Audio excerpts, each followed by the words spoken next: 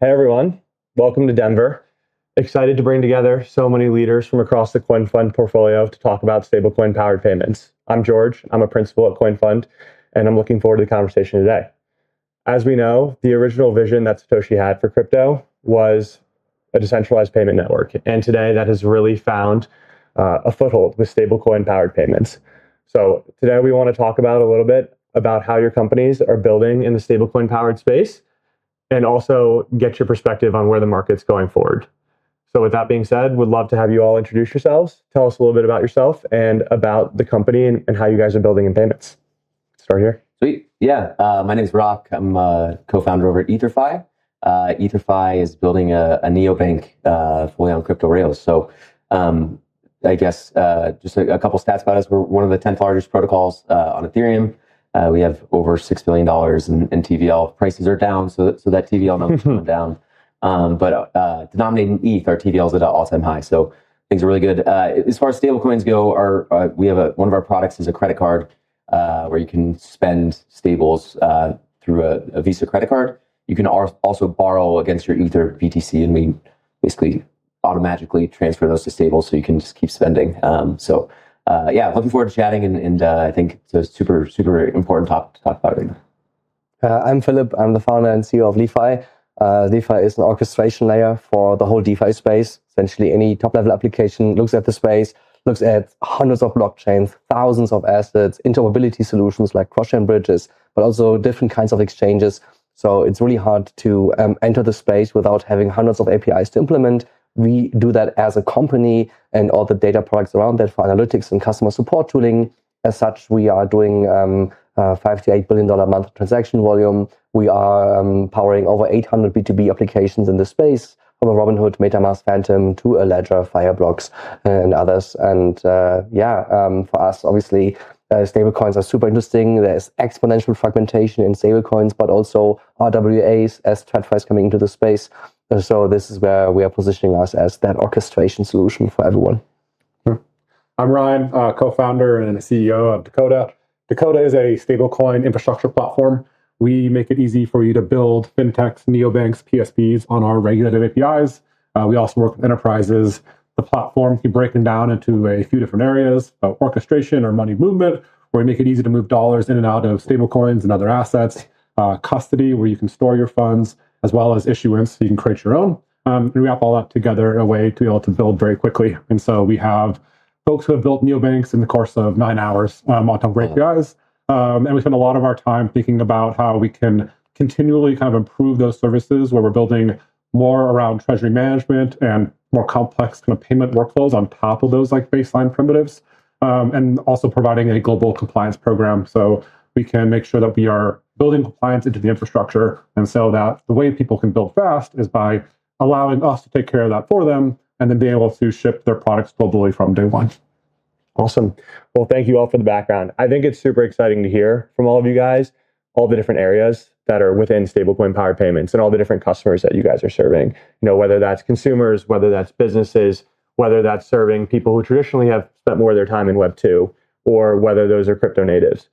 So I think it would be great to start off by talking a little bit, now that we know some about your solutions, the pain points that your guys' customers are feeling and who those customers are. You know, who are you serving? How are they using your product? I think that'd be great for everyone to learn about. Yeah, I can start. So I think we're certainly serving crypto native people currently. A pain point that people have is using their crypto in real life, right? People don't want to sell Bitcoin. They don't want to sell ETH. Historically, maybe they deposited into Aave, took some stables out, and kind of went from there. So we just make that super seamless and easy. So that is our current market. But the market we want to go at is the world, right? Like we actually want to be a neobank that anyone can use. And I actually think that's the most important thing for crypto right now, is to onboard more capital into the space. So we won't grow if we don't onboard more capital. And so I think that's super important, what we're focused on. In the way that we get there, so like the payments working and the card working is obviously super important, but it's also like if you look at Web 2 compared to crypto, the user experience is just so much better. There's so much more polish in Web 2. You've kind of put the user aside in Web 3, I guess. Like it's so tech focused. that sometimes we forget about the users, I think. So really what we're trying to do now is put like a really good polish on an app that people can fully bank from their phone. And so that's really the focus and what we're going on. So we have 20,000 active cards weekly, over 70,000 active cards, which is in the last 30 days, there's been a spend. So like, I say those numbers and like over the last 12 months, that's really good. Like, I'm like, oh, that's exciting. Then I think about our market and I'm like, oh, there's 6 billion, 7 billion people in the world. Like we haven't even started to scrape the surface of like where we can go. But that's crypto still too, right? Like we're so small in like the grand scheme of things. So anyway, that's kind of like our thoughts and where we're going on it. And as a follow-up, we'd love to hear where your customers are based. Are they concentrated in any specific geography? Yeah. So the products available, the card product specifically is available in over 100 countries. Our largest countries are Brazil, Taiwan, Hong Kong, UAE, kind of smattered over Europe. So one of the things that we've actually realized is you need to, what we're calling, localize the app. So get it in the native language. Currently, the app is in English, right? So someone in Hong Kong who speaks Mandarin or Cantonese gets to the app and we can see they get blocked and stop at a certain point. But in general, it's just like people who use crypto, it's pretty much like where crypto is popular, there tends to be good stuff. Our next unlock, I think, is like the localization of the app and making it more native for people to use. Awesome. And that's super helpful to get a viewpoint from the consumer side. Maybe on the business side, Ryan, would love to hear about where your customers are one, located, but also to bring it back to the original question, kind of what their pain points are and how you're serving them. Yeah. So we work with primarily 3 groups. With crypto native teams that want to support, on ramps and off ramps, so kind of exchanges, wallets, things like that. Neobanks and PSPs, I'll describe as like fintechs as a category. And then lastly, we've done a lot of like marketplaces or enterprises that have built-in distribution, whether it's to drivers or hosts that they're looking to kind of do more embedded finance with. Most of our customers are here in the US, then followed by Europe, and then third would be Latin America. For that first group, as I mentioned, kind of on and off ramps, the primary use case, a lot of the neobanks are either going to build from scratch on stablecoin infrastructure, or they're supplementing existing products. So they're providing stablecoin features within a more traditional fintech type application. And then the payroll is really more of an embedded finance use case. Awesome. That's super interesting. And Philip, do you want to touch on your customers and where the pain points are? Yeah, sure. So for us, it's really like 2 big problems. The biggest problem is fragmentation. So anyone who looks at the space from the top and again faces all the fragmentation, no matter if it's on stablecoin basis or just like, hey, we are a native wallet and all these new L2s coming out, we need to be able to support them quickly, all of that stuff. So fragmentation is the large overarching topic of what we are solving for, the complexity of the space. And then the other one is chain abstraction. And while fragmentation is a bigger problem for like a Robinhood and for fintechs of any kind, the chain abstraction topic touches more base with crypto native applications where the user journey is very fragmented. So the user comes from different chains, but you want to deploy on Ether.Fi, and that's maybe on Arbitrum, right? But the week before they have been farming on Mega ETH. Yes. So that user journey is problematic. We have built a multi-chain transaction rail. It allows us to go from any asset on chain A into any smart contract on chain B. So we can swap, bridge swap, and zap right into a smart contract within one signature, one transaction. And that composability was one thing that made smart contracts so popular. With the multi-chain environment we are in, it broke down, and we have restored multi-chain composability in that sense. And so those are the 2 target groups: top-level applications and crypto-native applications, both of any kind, literally, because 800 B2B partners now growing really quickly. So we're going to be at 1,000 by mid-year. Ryan, I actually have a question for you, because like I think about this user journey coming into crypto, right? Like we were just kind of talking, but crypto's small, like on the grand scheme of things, these numbers that we kind of talk about. One of the biggest pain points, I think, is getting onboarded into crypto, and it's expensive, right? So it's like whether I go to Coinbase or whatever it might be. And so this is actually one of the things we're kind of dealing with now, because we want to create this account and make things super easy. And people like in the US want to use Venmo or whatever, and there's no fees.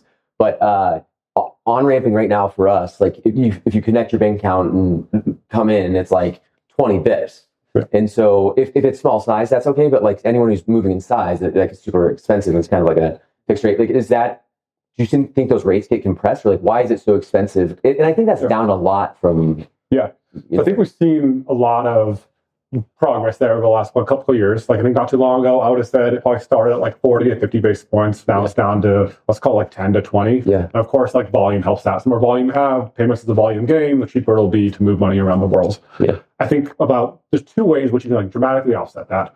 So if you're thinking about building let's call it a neobank or a product where you're going to store the assets for some period of time, what we've seen people increasingly do is either use their own stablecoin or a stablecoin that offshoots yield on it to offset those fees. So just as for easy numbers, if you are holding a stablecoin that is backed by US Treasuries, Genius Act and all that, then maybe you're earning 3 to 4% on that asset.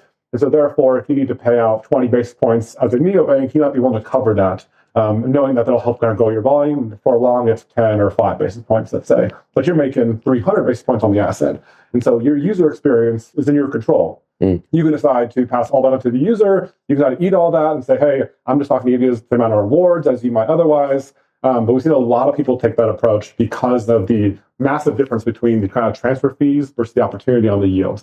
So they're building products that are incentivizing folks to store on the platform, sometimes into their pricing model, as a way to use that to make the kind of like payments infrastructure smoother, easier, cheaper. Yeah, that makes sense. I just, and the reason I bring it up, like, I think that there's two issues. One, it's like for the user journey, getting more people into crypto. And then when they're into crypto, if you have 25 different chains, like that needs to be totally abstracted, right? Like crypto nerds can say, hey, I love XYZ chain. Yeah. 95% of the people in the world don't care, right? Like that's the reality. And so like what you guys are doing is great. And so it's like, it's super important in like these flow of funds and how I think about getting more users like into the space just in general. Yeah. I was saying that at the panel yesterday where I also believe, I think the major unlock has to be that the Apple wallet we all have on our iPhones, that one has to come natively with like a wallet address on every chain. Like that. Yeah. So that entering crypto should, like, no one should even notice, essentially. Totally. It's really, it has to be the same as Web 2. And I'm sure we can get there, but it takes the big ones to make the right moves. And for that, I think also that might maybe a little bit of a pessimistic view. I'm not sure if crypto is ready yet. We see this already with these tokenizing companies like Ondos. They say they have clients, they come to them like banks, hey, we want to tokenize $1 trillion. And they're like, I don't think we should do that. Yeah, even though that's their core business. Yes. But as fragile as the space is, and I can say that because we have everything implemented as swaps and bridges. So the amount of failing transactions is still a joke. Like in banking, you cannot afford a single failing transaction. Like, have you ever experienced your banking transfer being stuck? Right. No, even internationally, never stuck. Right, and this is where we have to get to. So that's also where, like, we are now trying to build solutions around automatic retries, so guaranteeing transaction delivery. Yeah. But yeah, I still, it's a fragile space. Yeah, there's some really, there's some real pain points to getting into crypto today, whether that's cost, whether that's just cross-chain composability, or whether that's just a UX experience that isn't as good as traditional Web 2 fintechs. But there are some like very powerful things within crypto that, once you get people onboarded and comfortable with the experience, are very attractive about DeFi and stablecoin powered payments. So whether that's cheaper payments, whether that's access to, maybe a little bit juicier yield than you could get with like a T-bill or in a money markets account. There's some very, interesting things about crypto and DeFi that I think users will really benefit from and enjoy once they get into the space. I guess, what are some of those things that you guys are offering within your company today that you think once you get people onboarded to your products that they'll really enjoy, kind of despite the initial hurdles to get into the space? Yeah, so I can start. So one way we think about this is from like a payments perspective. You can think about how things can move globally much quicker than before. So oftentimes we move money across borders. That's one of the hard parts that all of a sudden becomes much more expensive, slows down, a couple of days to get across, the whole T+2, and even more than that. FX rates are FX rates.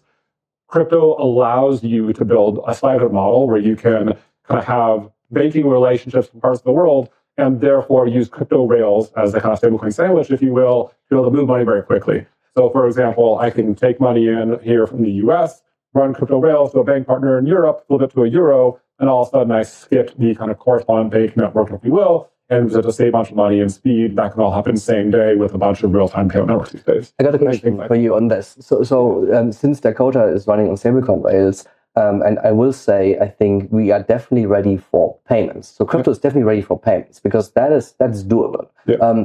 Do you see your customers launching globally from day one? Yes. Yeah.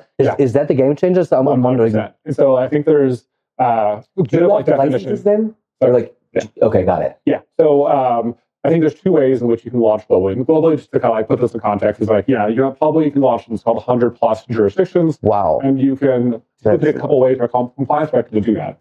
Through a single partner, and there's a lot of ways to do it. One example, one that we use, is like you can be regulated in the US and in Europe, and then you can effectively passport those to other parts of the world. And that's pretty common for a lot of folks. They'll offer a global compliance program from day one, which allows you to then service folks globally. Compliance program is going to be one of the kind of inputs into licensing those jurisdictions, as well as bank partnerships. And so putting those three things together says I can now get access to here in the US, it's called FedWire, ACH, and then Europe, I have like SEPA, SWIFT, between the two. And then of course we have like stablecoin rails as like effectively another payment method here. But like when you start to put those things together, you start to get to a world you do cross-border in like minutes, not days. And it's not easy, and you can sometimes need to use multiple partners if you truly want to have global coverage. So if you want to get, there's no one today that I would say can give you, every payment hub. So like PIX, SEPA, SWIFT, US.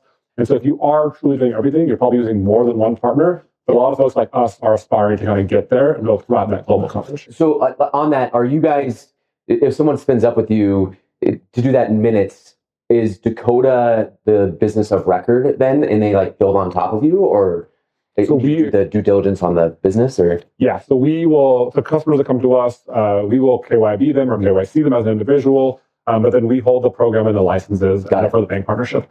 And so in that context, we like the business of record, but they still have like named accounts, for example. So from a UX standpoint, year-end customer is getting an account in their name, if that's the use case and flow. They're sending money in, we automatically convert to a stablecoin rails on speed of the blockchain, so let's call that seconds to maybe a minute. And then that last kind of mile on, again, back to like the payment network. And so if you have real time like SEPA, it becomes, let's call it 15 minutes to do cross-border, which obviously is significantly better than we've done historically. Yeah.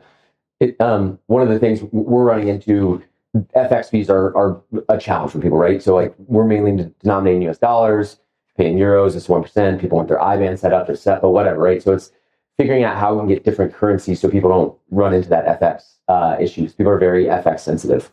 Which is something that's interesting and kind of like navigating and scaling through that. So it's actually one of the things that I think super funny, not funny, I don't know, but like fiat debasement is totally playing out, right? And that was every Bitcoin maxis theory is like fiat debasement, except Bitcoin's gone down and gold's gone up, which is just like super ironic to me. I think it's like why people might be so pissed right now too, just because it's like, well, my thesis was right. I'm just in the wrong asset on it. But it's why I love Ethereum, because I don't know what the asset's going to be, but I'm like super convinced in the next 3 to 5 years, the majority of like, I think it's quicker in 3 to 5 years sounds aggressive, but I think things are moving so fast actually. And so I think the majority settles on chain in the next 3 to 5 years. And the benefits of like the blockchain are just kind of crazy.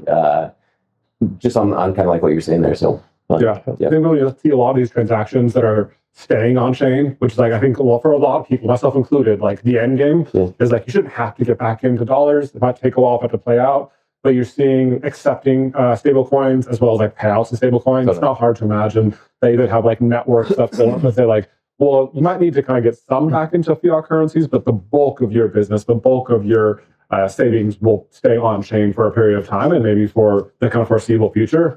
And I think it'll kind of play out differently across different like markets and different geographies and kind of use cases. But I get really excited when I start to see like the acceptance of the stablecoin coming in, and then aside saying, okay, the payout the stablecoin. Then you start to see this kind of virtual circle. What was the biggest hurdle for you to get started with all of this? What was like the turning point of, okay, now we have enough licenses, or what was like the 0 to 1 moment you had to achieve in order to get this going? I would say compliance, which is like kind of a proxy for like the licenses, the compliance program, is like one of the more difficult, like the long pole piece. So like the limiting factor, if you will, is going to be your ability to build a sophisticated compliance program very quickly that allows you the license that you need, that allows you the bank partnerships that you need. But that is the piece that is, if you do it right, a superpower. If you build it into infrastructure, it is incredibly valuable, but it takes a long time. It takes a while to get that right. the technology is the technology. I think that's getting easier and easier every single day. AI is a big factor of that. Bank partnerships are increasingly getting easier, even though those are still relationship based. But for me, it's compliance as a kind of proxy for effectively like risk and licensing. Yeah.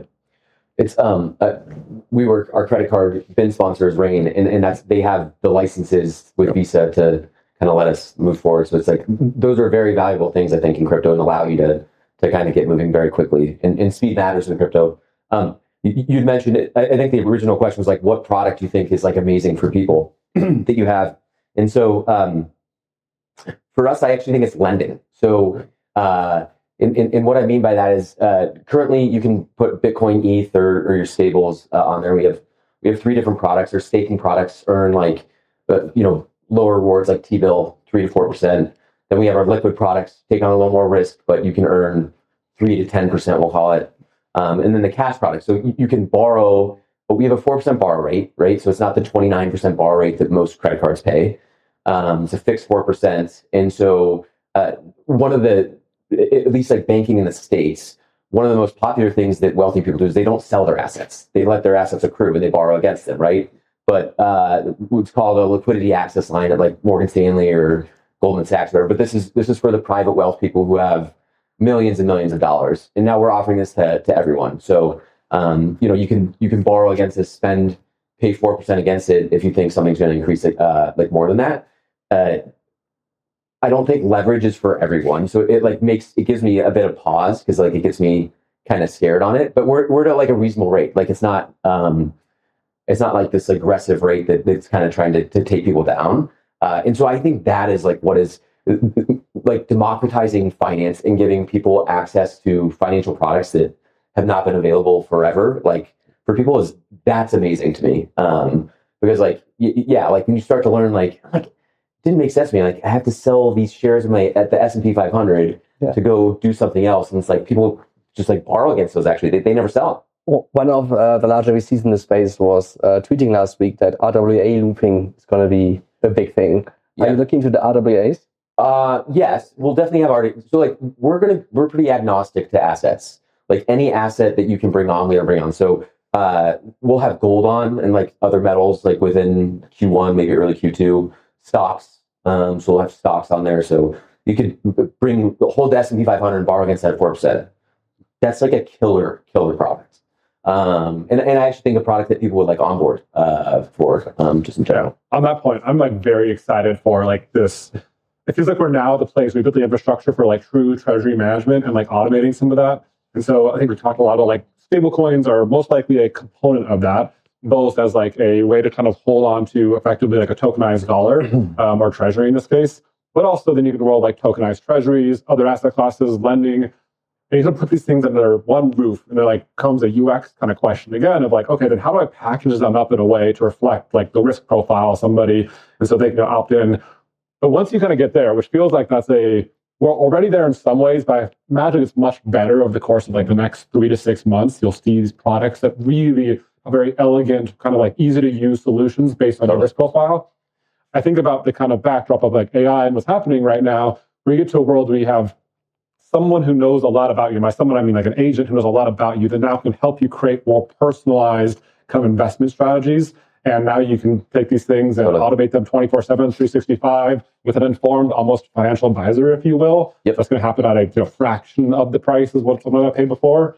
Like, how do you guys think about that kind of like part of the market evolving over the next, let's call it 6 to 12 months? Oh, I mentioned all these AI agents coming together in Notebook and then forming a plot against humanity, managing all the personal finances and then, rugging humanity as a whole. With the robots from China. Yeah. Did you see that last week? The robots, like yeah, pretty good. Not something anymore. I feel like AI agents are not quite there yet. So first of all, to be a good robo-advisor, they would need to have access to almost everything, to lifestyle choices, essentially, right? And of course, like CloudBot is a great start, but there's so many security concerns around this. right now, and there's so much uncontrolled behavior, especially once they have access to the internet and like a notebook, for example, right? And we just saw a hack from someone that white coded with Claude. I think it was Moonwell, right? They lost $2 million because they released a white coded thing. I'm not sure. I would probably I would be a bit more conservative. Very much German attitude. Always a bit more conservative on this. So I would say a bit more conservative on when we're gonna be there at a point where also we have achieved a level of trust towards these AI agents to actually do that. And then obviously, like let's forget AI agents in the sense of Claude. Let's just talk open ChatGPT. We're all using ChatGPT. So they would need access to your bank account. I'm asking you, would you give ChatGPT, would you give it access to your bank account right now? No. I'll tell you what I did do. I didn't give back my bank account. But what I've done, I think this is actually potentially a good example of how this will play out, is that it definitely doesn't access my bank account, but I have used it as a kind of like sounding board for finances, things like that. And so I've done is I'll take a bunch of like statements from a bank account, I'll export those out as PDF, I'll give it to an agent, and I'll give a bunch of context of like, hey, this is where I'm headed, this is the things that I care about, and it understands like all my transaction history, let's call it the last year, where I'm spending, those categories. And I think that if you give it the right guardrails, a little more maybe optimistic on the side, is that giving the guardrails, and guardrails are very important, giving that policy engine to kind of back up those guardrails, I think there is a potentially way to interact with it very quickly that'll be very valuable to the end consumer and customer. I'm totally with you. I think you can totally do all of that, but it's all a very informed manual process. For that to become valuable to the end consumer, there's a huge gap to overcome in terms of trust, connectivity, and all of, and therefore probably also compliance. Yeah, very much agree. Being here at the conference at Ether.Fi this week, agents come up a lot. And crypto, I think famously has like these buzzy things that get very hot. Narrative. Yeah, right. And crypto's driven on narratives. And RWAs and agents are the two things right now. I think AI is going to move super fast. I don't know how quick it gets into like the financial world because of trust. I mean, and I think that is people in crypto are on like the very early adopter side of things, right? Like just being in this industry, like you talk to people, and I was talking to someone yesterday, and he thinks agents are basically going to control humans. And if you look at the evolution of the world, like humans will be the agents' pets. And I was like, geez, like, this is like really doomsday, right? He's like, but look, like we still keep dogs around, but like they're our pets. It's like, so we're going to be the agents' pets. And I'm like, oh, Jesus. But I don't know if it's going to move that fast. Like, but I just think crypto is at the very cutting edge. But again, we're so small on that. But I do think that crypto is going to move a lot faster. Listening to the SEC chair, Paul Atkins yesterday, and Hester Pierce, they were talking to Ether. Crazy how bullish they are on crypto in general and pushing things.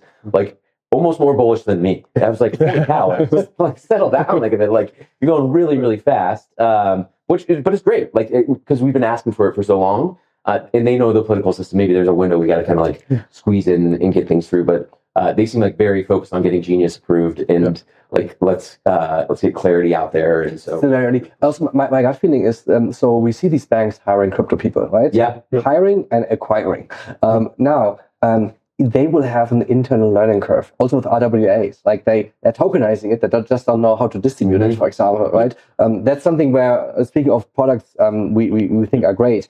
So we have done aggregation for the past 4 or 5 years, and we keep on doing that. However, at the same time, we are now opening up this whole supply side essentially as an open marketplace. So third parties, solver systems can plug themselves in. This is great for an Ondo. So they can market make their own tokenized assets, for example, and from day one have distribution to all our B2B players. Right? So in that sense, that's where we come into play. However, having these conversations not only with a bank, but also with an Ondo, how little things are figured out, then we're going to have the same Tesla stock issued on Robinhood chain, issued by Stripe on Tempo, and by Circle on Arc. And then, I don't know, probably on Gnosis chain and Avalanche somewhere else too. So how do we map these things? And then suddenly, depending on which type of security, we might need more meta information. So we need new token standards. So we need to find agreements. We need coordination between banks that don't like each other, right? So there is a whole standardization process across assets and standards, and then they will come upon us.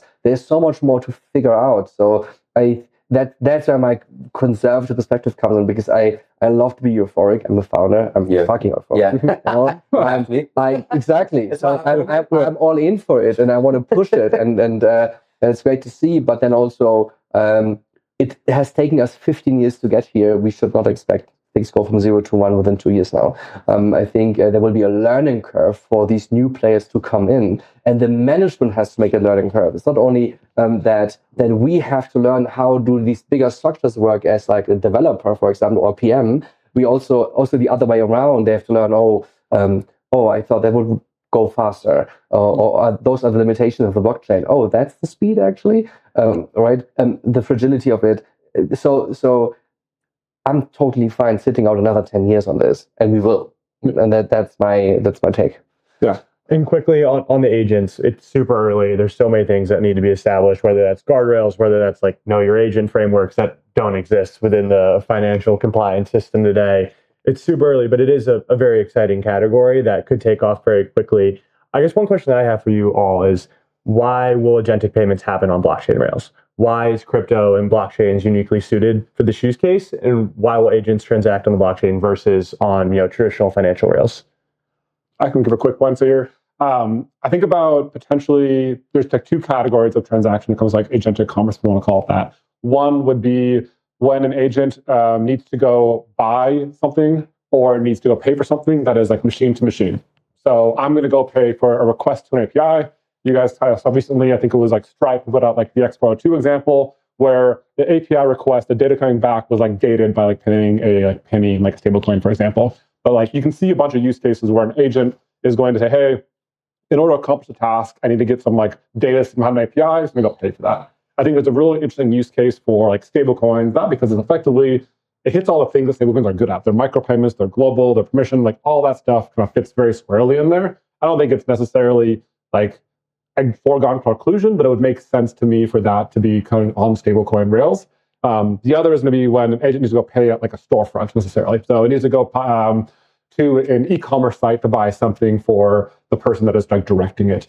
I think those are probably less likely to be on chain immediately. We see, these are pretty good areas where like cards have been really good. And so whether they're stablecoin backed cards or traditional cards, I think it looks much more likely a kind of expense management tool that has cards that are virtually can spin up and down very quickly, governed by policies, but are built for agents as opposed to people. I would add an organic answer to that.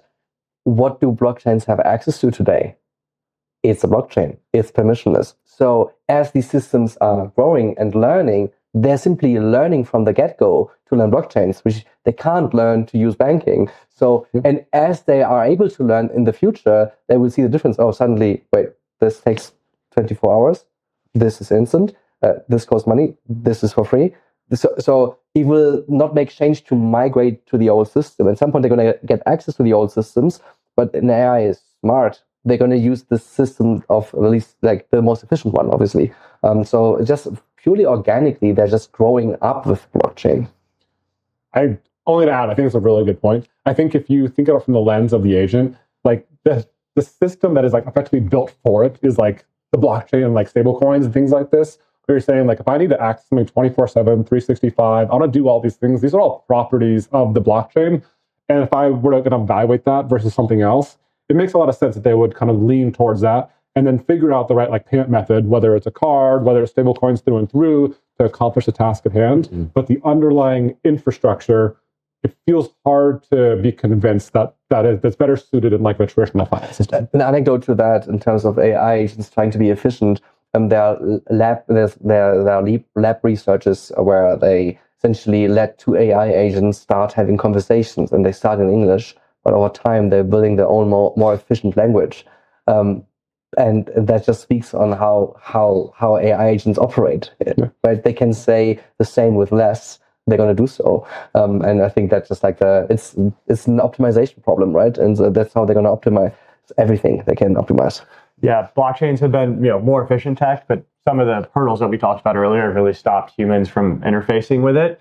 agents don't really have that problem. And so, hopefully they'll adopt the better tech and use blockchains going forward. Well, I think that you can also you can curate the experience, right? So like being able to create proprietary things like a wallet very easily and dedicate a certain amount of funds to them. So just in conversations this week, someone gave a tenth of an ETH to an agent and said, all right, go make money with this. And the agent took it into Arbitrum and put it into Aave, because that was the most efficient way to do it. And so okay, he bridged cross-chain, and no instructions of what to do, right? It was just do this. And so he found what was the cheapest thing to do and where he thought he could earn money, and it was supplying ETH on Aave. That was it, right? So,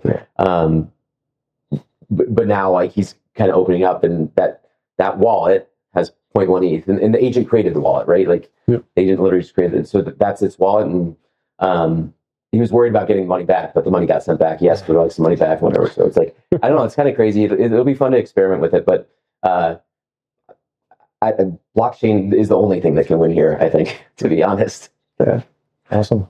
No, I think it's a super exciting topic, and it'll be interesting to see how these things play out over the next 12 months to 3 to 5 years, depending on how fast things move. But I think AI has been moving very rapidly, and I'm never shocked at the rate of change or adoption in this space. But yeah, super interesting conversation. I think maybe bringing it back to stablecoins. Would love to hear your guys' thoughts on the current stablecoin landscape. Obviously, there's kind of the two elephants in the room, and Circle and Tether. And then the one elephant in the room from a currency perspective is the US dollar. But would love to hear your guys' perspective, both on the issuers, how you see that evolving going forward. Yeah. And then also, how do you see the adoption of non-US denominated stablecoins, the need for them, and how you think adoption of those different coins will come in the coming years?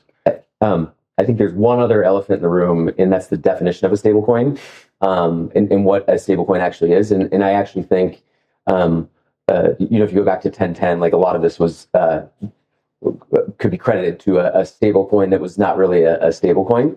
And so I think it's super, super important that we're very upfront and honest about what a stablecoin actually means. They should never lose peg, right? These are not tokenized products that should stay pegged. These are this is a pegged one-to-one thing. So, and I also think that's important to earn users' trust as well. So, but as far as the space goes, there's too many stablecoins is my honest answer, right? The fragmentation of stablecoins is obnoxious to me. But again, I don't know, fast forward 15 years, I think there's probably some global currency that is settled on Ethereum. That is my thesis. I don't know what that currency will be. Right now, people want to get into the US dollar. So as bad as we think things are here, there are net buyers outside of take out the China and large, governments who are buying T-bills, but there's net buyers of people of the US dollar, right? So if someone in Brazil gets paid in BRL, they're getting to US dollars as quick as they can. It's the easiest one to escape to. Totally. Remittance markets, totally. all dollar. Yeah, exactly. So it's people want to get into the dollar still, but all fiat's getting debased. It's happening in real time. But people still want to escape to the US dollar. So, but it's not in a great position. But no fiat is. So it's where do you go? There's an argument to be made that should we, God forbid, head into a third world war, something really massive. Mm-hmm. And I think this one could be more destructive than anything we've seen before. There could be this could be a catalyst for one currency, and the other one is just AI. If we make the middle class disappear, essentially, so many jobs are getting replaced by AI and robotics in the next 10 years. I mean, we just saw Elon Musk close down 2 Tesla factories just to produce more robots, and at the pace of which AI is developing, it's insane. So in 10 years from now, robots not only in production lines but actually in field, replacing lots of millions of jobs. That's insane. So then we need to go back to you're going to be a pet. Basic universal income. Pet Phillipp. So basic universal income for everyone, right? And then again, that probably in such a globalized fashion. So AI, robotics, and then a potential war. All of that could lead us to one global currency. Very interesting to. I think that inevitably governments will not want to give it up, right? Like, because currency is super powerful, and then they have influence on it. But inevitably, like, a global currency is more, like, is better, I think. Yeah. Yeah. I think you made a good point earlier when we were talking about the definition of like a stable coin. Yeah. I think one way that I've thought about this is that you have a stable coin that is probably pretty close to looking like something that's like Genius or like Mika, where it's like a very conservative, very kind of like strict set of things that can back it and reserves, things like that. And everything else gets put in this, I'll call like tokenized deposits type bucket, whether it's truly a tokenized deposit from like a bank or it's something else that is like a tokenized instrument of some kind. And we have a way, and ideally like a way of talking about these things that we all agree upon. It's like, here's the terminology we're going to use, and going back to the user experience, like they can therefore have more confidence in like, it's okay to hold a tokenized deposit. You should be aware of the risks and the risk profile of that and the opportunities for reward, which it should be higher than a more conservative instrument, like a true kind of stable coin in this context. So I think that's like one dimension, like we're talking about, of like how we get there over time. I think that's really important. I do think there's way too many stable coins. Yeah. But I think what we'll see, at least what I've seen so far, and I think will play out, is that for stable coins that are open network, that are kind of like built on really two things, like liquidity and like their brand. Like the best stable coins are built on like those, that's a competitive advantage, right? Totally. It's like, for whether you're talking about something like USDC or USDT, deep liquidity, they both have a brand that is like very defined. Totally. And I think over time, you'll see a few players, maybe it's more than two, but really kind of like win that game and say, hey, if you want to move between networks, move between systems, if you will, there's a few people that will rise to the top, because those two things they lead towards a more kind of like smaller subset, not winner takes all, but winner takes most type of market.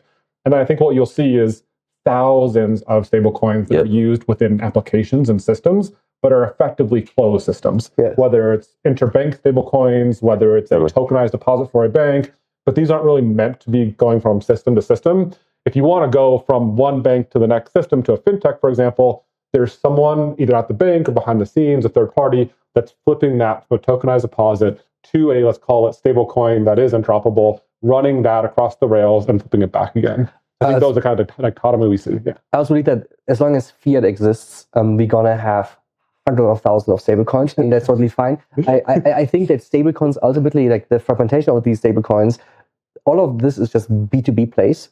And for the end consumer that will start using a stablecoin in payments, for example, they will just see the dollar. They won't see USDC, USDT. You're going to see clearance layers that are able to map and redeem stablecoins against stablecoins, USDT for USDC, and mint and burn them as it fits. And we see a few companies working on that already, like Glacis and Echo. I think Sam from A16Z just spun out its own company. So people are working on that, and Li.Fi is also researching in that manner. That will happen. And then there's a huge incentive to issue your own stablecoin. Like if you're a payment provider, like PayPal, have your own stablecoin, own this, earn money on this, put fiat into T-bills. The business model is just very lucrative to start with, and as long as fiat allows that for the business model, you're going to have that fragmentation. But there will be solutions for that, and the consumer will never have to deal with that fragmentation. I actually think that. So I hope that happens, because I'm just thinking out loud. But I think one blocker for people who are in currently not on chain is giving up their liquidity, right? Like, because liquidity is the most important thing, and so Tether and Circle have such an advantage. But if like a PYUSD or an RLUSD, these companies that are well capitalized can bring assets over, give some incentives to get more like assets over into them. But if you can bring your stuff on chain like fairly easily, I don't know, whoever's in like traditional finance now, and bring that on chain and create your own stablecoin. Maybe that's actually good, and it encourages more liquidity to get on chain. Because like liquidity is king. Like that literally, you're 100% right. I think brand and liquidity are probably the two things. Like when I first got into crypto, I was on Coinbase and there's USDC. I didn't even know USDT existed. But in Europe, Asia, it's completely flipped. It's like USDT is the stable coin that's used. Yeah. And so that's like a regional brand type of a thing, where the US is kind of dominated by USDC, even though USDT is much larger. It's kind of interesting. But again, that stuff shouldn't matter to the end user. Like that should all just be abstracted, right? Yeah, you're in the US dollar. I don't really give a shit what the underlying is. As long as I can get one US dollars, I don't care. Yeah, I think a lot of interesting points there. I completely agree. One of the like main pain points today that when you talk to payments companies, you see is like getting liquidity of USDC or USDT on the chain that the recipient wants. So if the payer pays in with USDC on Arbitrum, but the receiver wants USDT on Solana. There's a pain point there. You can get it, but there's a couple bips charged to swap in and out of, firstly the chain, and secondly the stablecoin that the receiver wants. So like there's almost like an FX component there, in that they're the same currency or denominated in the same currency, but it's a different token. And so there's going to be a little bit of charge to move assets between chains or swap between different assets. I want to come back to your point. So, super interesting. You think there's going to be like global single currency. I think my perspective there is that governments won't give that up, at least for like the next 10 years. Yeah. And so there's going to be FX on chain, both in this, in this USD to USD swaps, but also into USD into these foreign currency stablecoins. I guess it sounds like most of the group here thinks that non-US denominated stablecoins will grow in terms of absolute value, but like won't gain a ton of market share. I guess would open that up to the group. Do you guys think that non-US denominated stablecoins are going to grow? How quickly do you think they're going to grow, if at all? Would be interesting to get your guys' perspectives. It's only for us. It's only for an FX thing. I actually don't think they'll grow like massively, but I don't know as well. I think they're going to grow market share from today, but it's mainly because they're starting from a position of like less than 1% market share. Like the market share outside of US denominated stablecoins is not near zero, but it is a fraction of like 1%. Yeah. And so like I think they will gain market share, no doubt. I think it will probably look something along the lines of like, hey, like 5 to 7% becomes like non-US. We still have the vast majority of stablecoins, 92, 93% being US denominated. And it starts to look a lot more, map a lot more to what we see in like the traditional finance. We see, whether it comes to money movement and trade, a lot of things are still denominated in US dollars for a bunch of reasons. That won't change anytime soon. I do think there is an opportunity, though, for folks that are just now starting to come online. There's enough liquidity across other currencies, particularly like the G10 currencies, G12, where like there is, I think, a pretty big opportunity. We see things like EURC starting to grow some like real volume there as like maybe a kind of leading indicator. But if you have financial hubs, whether it's areas of Europe, Singaporean dollars, Canadian dollars, I think those are all in Brazil and BRLA. Like I think those are interesting areas where like they will grow market share even, but I think it's still going to kind of be let's call it 3 to 5% addition from where they are today to get to a place that is closer to maybe 5 to 7 over time. A quick report from Europe. I've just been to World Economic Forum, and I am German. We see a bunch of, obviously, huh? Yeah. No, we do see a bunch of euro stablecoins popping up right now in Europe, and in all the ways possible, like we see it with the dollars, in algorithmic fashion, becoming spun up by banking consortiums, or collaboration between different PSPs. So it's interesting to watch. There is a lot happening right now. So I think Europe, in light of the MiCA regulations, has woken up. And do you think that has been like the kind of like unlock? So like I think historically we haven't seen much outside of a couple stablecoins in Europe like EURC, but it feels like MiCA, and don't have regulation here in the US with like the Genius Act, it starts to open up like the kind of like aperture for like businesses, banks, others to get involved in a space. People feel more comfortable with it. Does that feel like the big unlock, or is there something else happening in Europe? I do believe that a regulated environment is a safe environment for entrepreneurs.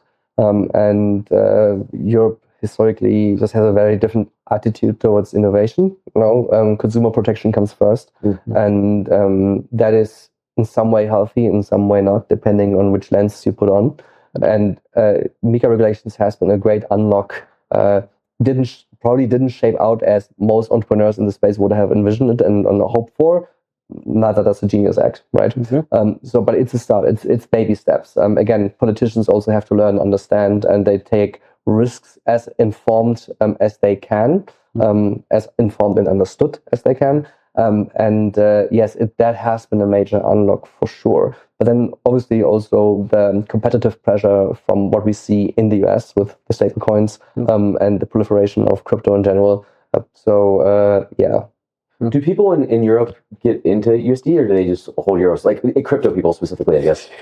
I have always been on-ramping via Monerium, which is completely free euro on-ramping. And then they have liquidity pools on Polygon, Gnosis, and Ethereum, where I can then swap Yuri into into USDT or USDC. And so is that the swap? You do that swap pretty quickly though? Yeah, instant. Yeah. So this is going to the global currencies thing and say, I think the US dollar being the global reserve currency, like that people just opt into that now. So that is already the global currency. The issue you currently have is like the majority of the world is in a permissioned banking system, right? Where like if I'm in Hong Kong, I'm getting a Hong Kong account and getting everything's going to be denominated in Hong Kong dollars. Now you talk to someone in crypto in Hong Kong, they're not in Hong Kong dollars, they're in the US dollars. Whole DeFi is denominated in dollars. Exactly. Everything you touch. So it's like, I think the question is like, so if more stuff comes on chain, I think it's actually really good for the US dollar. And I think this is why like Trump and his, and like Besant have like realized this. And that's why they've started to push, like, because there's actually a net buyer of treasuries when like China's been dumping like crazy, right? Yeah. And so this is an opportunity to kind of like maintain that reserve currency status. So it's like the question, I think there already is a global currency.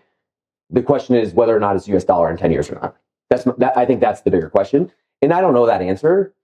I do think it'll settle on Ethereum. 100%. I think that's super interesting. I think my perspective on this is that stablecoins and them being mostly US dollar denominated has bought the US another 10, 20 years as being that global reserve currency because of this net new buyer, as you talked about. Where I do think non-US denominated stablecoins come in and really are helpful is in the stablecoin sandwich that you talked about. I think it's super interesting. You on-ramp into a euro stablecoin. Yes. I think in these emerging markets, while they get into dollars, there is like a very high demand for dollars. It's hard to get dollars. And so I do think it helps them if they can on-ramp into like a permissionless asset in like whatever currency stablecoin that they're earning in. And then they can then access DeFi pools, which have US dollar denominated. So I think they're still swapping out of them, but I do think it helps with the on and off ramping. It helps lower that friction. And I do think there'll be like 4 or 5. There won't be all the currencies that we have today, but I do think there'll be 4 or 5 currencies that have, kind of good TVLs in a local stablecoin. So that'd be my perspective there. I think that like one of the things, the real winner in this is the end user. Yeah. Like, I think the next like 5 to 10 years is really good for the end user. Is things like move on chain because their customer acquisition is going to be super important. So people are going to pay a lot of money to users to come to their platforms, and it's going to be easier for people to move. So there might be some farming that happens. When you have end users that are kind of coming on, I think one of the things that we spent so much time as industry building the infrastructure for these folks, and it feels like we're finally hitting our stride where there's actually applications and products being built that like serve a lot of their needs. Totally. And so I would just kind of pick up on that and say like, over the next few years, I think we will see a proliferation of applications that actually get distribution and solve user problems, but it's going to be built on a lot of the infrastructure to date. And of course, a lot of hard work to get that last mile and build the application on top. Yeah. What I was going to say too, that like FX, I think is the biggest blocker on this, right? And why someone stays in a said currency. And so as things break down and like, the dream is that the whole payment network, like the credit card payment system has a massive moat. Right, like with merchants and whatnot, but like, and it's expensive. A merchant pays 3%. Like most people who pay don't realize this, but a merchant pays 3% of every transaction. That's why there's some stores where like pay me in cash, right? Because they don't want to pay the 3% tax to Visa or Master. There's a massive moat there because that's how payments work currently. But like the dream is that is then removed, right? No one's paying that 3% tax, and there's just a stablecoin network where coins are just kind of transferring to different accounts, right? Like so. And that's probably not that far off, right? And so I think that the users win there too. Just becomes more efficient. Within fintech and within payments, compliance is super important. Making sure that you're in line with all of the relevant regulations and making sure you have a tight compliance program is super important. So we'd love to get your perspective on how you guys companies treat compliance and how you guys build it into your products. Yeah, I mean, super important to us. We KYC everyone who gets a card. We actually do that all internally. It's super important for us to do a really good job there because that's a requirement for Visa to keep the card running. So we have a dedicated team, over 20 people on the team to that specifically. Compliance changes a lot, and there's a lot of gray areas with compliance. So sometimes you just got to kind of make a guess on things. So we'll push the border as much as we can, but Like, we want to make sure we're staying above board, which I actually think is super important for crypto in general, because like we've had some shitty situations where, kind of given us a black eye. So you need to be a good actor in the space, and just stay on the right side.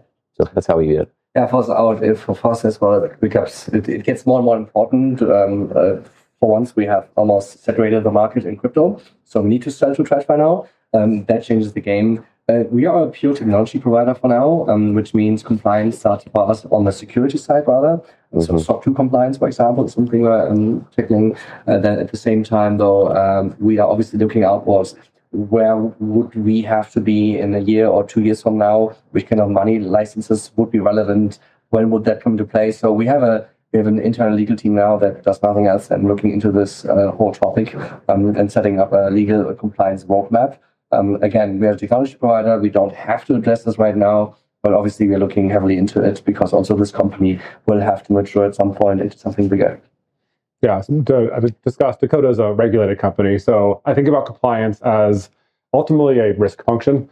And so if you think about a risk function, like any other function you might have in coding, there's inputs and there's outputs. The inputs to our program is going to be our regulatory kind of obligations, the things we need to do to be licensed across different jurisdictions. And then is our kind of like approach to risk or risk appetite. And so that is your two kind of inputs into your kind of function, if you will. And then the output is going to be your compliance program, the thing that you use to build trust and other things. And so for us, we kind of view it through that lens. And then when that happens, we kind of internalize that. And for us, a large part of the output has been that we want to build compliance into the infrastructure. And so for us, it makes a big deal to say we have a codified representation of that function that we can kind of, from onboarding and KYB and KYC through kind of ongoing transaction monitoring, have a record of the policies, of the procedures, have effectively version control for it. So we can kind of point to any point in time, this was the policy that we were abiding by. And so you think about it at a high level as a risk function, kind of break it down, and there's like almost an approach or strategy based on that function. And for us, building into the core product was really important. Yeah. Did we really just talk about compliance in a podcast? Yeah. Are people going to fast forward through that segment? Well, as the lines between Web 2 and crypto start to obfuscate, no, it's fair. It's fair. It's important because it is something that can really hamper a business as these crypto companies start to gain more traction. But yes, it's not the most exciting topic, so we can go back to chatting about AI agents and how I'll be working for them if we want. Give me a pet, man. Yeah. All right, maybe then segue into like compliance and AI agents. We talk about that for a little bit. Yeah. Maybe a slightly in the room, you guys about that. Maybe a slightly more exciting topic is predictions. So I'm going to put you guys on the hot seat here a little bit and ask for any major 2026 predictions. Won't make any of you guys go first, but if one of you guys wants to jump in, would love to hear it. Yeah, I think what we are seeing right now is tons of companies dying. They're not only running out of venture capital, it's also a matter of fact that we see everything is consolidating. So the big players are all starting to vertically and horizontally integrate. And this is a very strong thing we are seeing. And that means like someone with much more distribution power will simply crush someone at the bottom. It's very easy. And that's even for us, like Li.Fi, we have built all that distribution power, and now, but like margin are compressed, so we have to go down. There's no other way. But at the same time, we are keeping our market neutrality and so on. There are other ways for us to make money long term. So it's fine. But what we've seen left and right is just like instant consolidation. And if you look at major roadmaps, I think then Infinex was just like announcing their roadmap, and they published it, and we look at it and we're like, yeah, that's the same playbook we see left and right. Yeah. And that will lead, like my prediction is that we will, by the end of the year, see a very clear set of very large brands of players that will go into that final race over the next 5 to 10 years, where it's a matter of survival and finding TradFi market share. It's going to be very aggressive. One comment I'll make on that. Everyone's trying to create this finance super app, right? And like you're talking about, right? That there's this vertical integration. And I also think it's in Web 2, right? Coinbase and Robinhood are trying to get, I call Coinbase Web 2, we'll call it Web 2, Web 3. They're trying to get more into like the Web 3 space, right? Like pushing Base or Robinhood chain, so it's very interesting that everyone is kind of converging towards this control the user, vertical integration, full stack, but leverage crypto because I can move faster, and like things are just more efficient there. So Yeah, and just to kind of also add to that, I think for a long time, whether you are a fintech or a bank, your goal has been to be the primary financial account. Yep. Like I think anyone would have told you, like, that is what I want to be, that is my goal. But you had a pretty big distinction between those two entities. Banks were the charter entities and really had not invested a lot to state in like technology. And the technology companies that were either unregulated or lightly regulated never really aspired to hold the charter themselves. They kind of partnered with banks, and there was like this kind of more symbiotic relationship when it went to kind of bringing products to market. I think what we've seen over the last year and well this year is like now people are going head to head. Now everyone's live with the OCC because they want their own charter. So if you're a large fintech, whether you're Coinbase, Nubank, etc., you are looking for your own bank charter, and the banks are starting to take notice, and they're saying, "Hey, they build my own technology," and so they're starting to bolt on other providers to look more like tech companies. And so you see these two groups going head to head in 2026. That I think will be really interesting. But for the same goal it's always been. It's been primary financial account, but the difference is you can all bring in one house now. yeah. So what's the prediction? Just massive consolidation. Consolidation. Yeah. And Ether.Fi is the winner. And No, sorry. My prediction is vague, but that agents will not have the impact that people think they will in 26. I think agents will be a flop for 26. Perfect timing. So I'll take the other side of that. one more thing though, what I foresee is, I foresee a few startups completely overfunded by the obvious VCs that will just be training terminals operated by AI agents. All you do is block your traction and stuff is really small points. All right. I like it. That's good. I like that. I'm going to take an optimistic view at agents. Okay. I will say that by the end of this year, I think we will see, we have the bell curve of adoption. The early adopters, so if you're like kind of the first half of that bell curve, there will be people that are using agents to do payments on their behalf. So it means they're going to have an agent that'll be a personal assistant that'll be given the freedom and flexibility to make purchases on their behalf, whether it's a plane ticket, reserving a room, things along those lines. And I think that we'll see that for a good section of like the early adopters, where I think right now you see people that are, whether it's using, open cloud or some version that's like a hacker piece right now, where you still need to open up the terminal, so to do all these components, but you can kind of get there today. Over the course of this year, I think that becomes productionized in a way where let's call it 20-30% of people are able to do that. Will that be a crypto prediction? Is that a crypto prediction? Is that happening on crypto rails?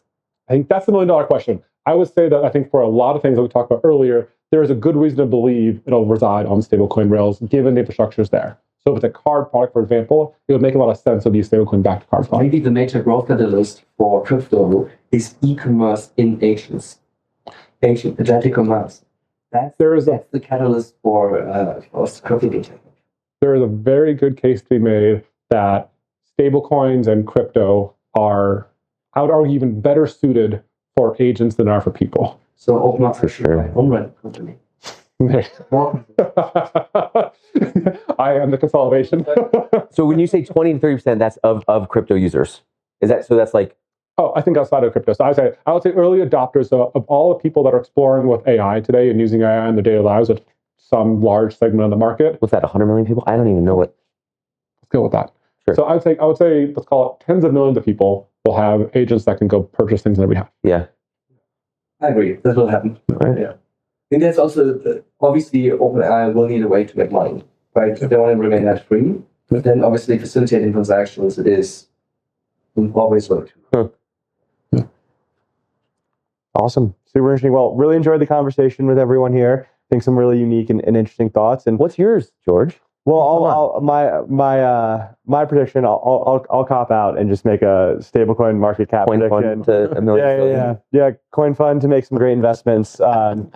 And I think my prediction will be that the stablecoin market cap by the end of the year is between 750 and 850 billion would be the area that I'd benchmark it at. And then maybe from like a less prediction and more broad standpoint, in terms of like investment thesis, super excited about people who are solving not only FX, but this problem that we talked about earlier of moving stablecoins between chains and swapping in the same kind of movement.